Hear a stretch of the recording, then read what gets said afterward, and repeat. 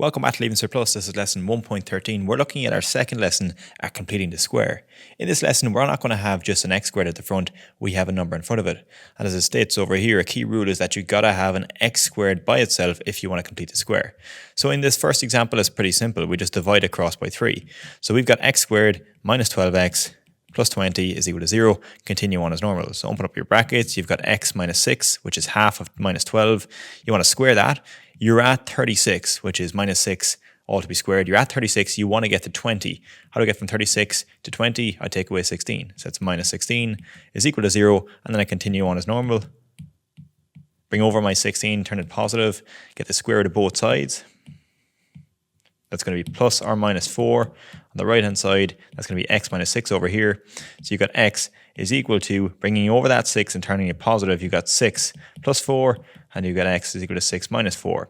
So x is equal to 10, and x is equal to 2. Okay, there are your two answers for x. Nothing really major changed here, apart from the fact you have to divide across by 3 before you get stuck into completing the square. Now, what if you have a situation like this? So I want you to pause the video and try this first question. Okay, so right in this form here, where they have, it looks like they kind of completed a square here, and they have an a in front of it, and then they have a k. They tell you that a, h, and k are all rational numbers. Okay, so what we want to do here is, because we don't have it equal to 0, we can't just divide across by 2 and get rid of that, whatever that factor is. You just have to factorize out the minus 2 here. So let's factorize out the minus 2. So that's going to be x squared. You're going to have a minus 12, and you'll have a positive 26. So the signs change because we're taking out a minus number. So now you can just complete the square with what you have in here and leave your minus 2 on the outside. So don't touch the minus 2, leave it on the outside, and just complete the square of what we have in here. So we got x minus 6, which is half of minus 12, all to be squared. You're at 36 here. You want to get to 26. I'm going to take away 10.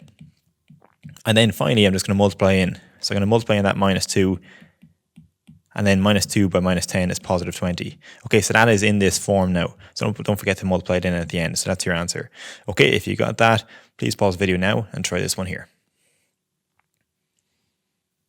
Okay, what can we do here? We can take out a 2 to start off with.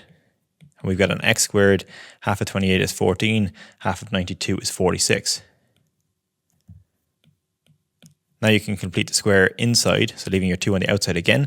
You're going to have x plus 7, sorry, there's an x there. So x plus 7, all to be squared, so that's going to be 49. You want to get from 49 down to 46. What you need to do, you've got to take away 3. And then finally, you just multiply in your 2.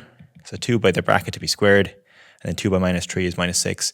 And that there is your answer. You can put that equal to f of x. You should probably put that equal to f of x at the end. I should do over here as well. Okay, but it's written in that form, which is most important. So that's all I just wanted to show you for that lesson, where you got to take away, or you got to take out that factor of the a and have it just an x squared by itself in order to complete the square. That's all for lesson 1.13. Thanks for watching Leaving Cert Plus. I'll see you again at the next lesson. If you like this video, you'll love our notes. You can get some for free in the link in the description of this video.